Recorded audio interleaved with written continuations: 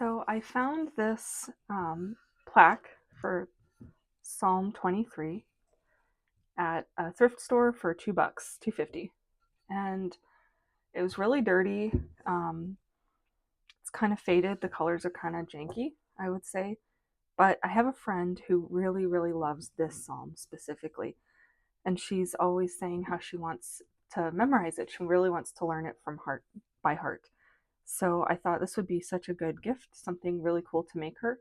So I'm gonna refab it, refurbish it. It will be fabulous at the end, of course. But I just wanted to kind of bring you along that little journey and maybe pray together a little bit, talk a little bit about Good Friday, because that's today. And it's a hard day. It's a really hard day. And I think on this day where we hear so much of Psalm 22, the psalm just before this, my God, why have you forsaken me? It can be nice to hear a little bit of Psalm 23. So let's get started. So I'm going to start by painting the whole thing black, which I think is pretty appropriate given the day. And this is going to serve as a foundation for the color that we're going to kind of dry brush over to give it some depth. We really want to make sure that these letters pop. And to do that, we're going to paint dark. And then we're going to paint light colors over it. So we'll do this in a couple of videos. So make sure to follow me so you can see the rest of them. But for now, let's get started painting this black. I'm just using just a round brush. I like it because it really can kind of get in the holes of the letters, kind of get in those grooves, where a flat brush might have a little bit more difficulty. So I'm just going to paint this just like that. I'm going to have to make a couple coats to completely cover this, but that's okay. I'm not really going to spray paint a primer on. I could have, but I have this acrylic paint and I know that this is going to work. And yeah, I think it's gonna turn out nice. But it's so funny because a lot of times in life, things get dark, like everything's painted in black. It's how it feels right now because it's Good Friday. But we know that light's coming, Easter's coming, there'll be color. And we just have to trust in God that He'll bring color back to our lives. So I'm doing something that my mother would be very disapproving of, which is painting out of the cap. So here's the cap of the color, the paint. She did not like that.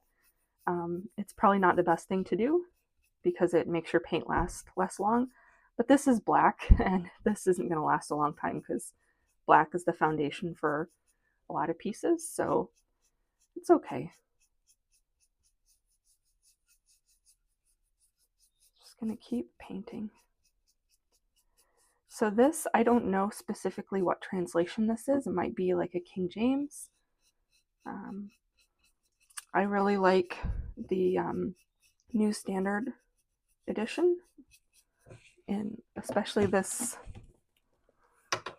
Great Adventure Bible version. I'm going to try and not get it painted black. So just going to pray with this psalm a little bit as I paint. You can pray along if you know it. The Lord is my shepherd. I shall not want. He makes me lie down in green pastures. He leads me beside still waters. He restores my soul. He leads me in paths of righteousness for his name's sake. Even though I walk through the valley of the shadow of death, I fear no evil, for you are with me. Your rod and your staff, they comfort me. You prepare a table before me in the presence of my enemies. You anoint my head with oil. My cup overflows. Surely goodness and mercy shall follow me all the days of my life, and I shall dwell in the house of the Lord forever. Amen. Think about all the people who've prayed this psalm in the past, what difficulties they've been going through, what struggles and hardships. I think about my friends and how important this psalm is to them, how important it is to me. It's definitely been a pretty challenging Lent, for sure. I think Lent is often very challenging, and the last days, the Triduum of Holy Week, they're especially challenging. I think for me, Holy Thursday is really difficult because when the priest takes the tabernacle, the host out of the tabernacle, and leaves the doors open and the altar stripped, and the tabernacle, it looks like a rib cage just open with no heart.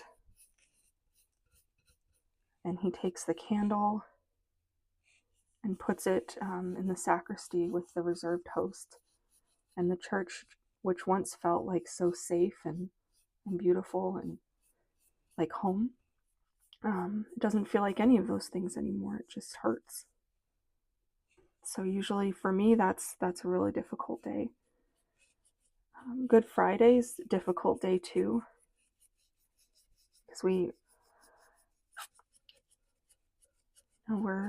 saying goodbye in a way until Easter. That's really hard. It's kind of hard to confront the magnitude of what Jesus did for us. And I think especially in our culture, we really want to be in charge and to be strong and to own it and to do. I know I do. And so Holy Week is a really hard time because we have to confront the fact that we're not in charge.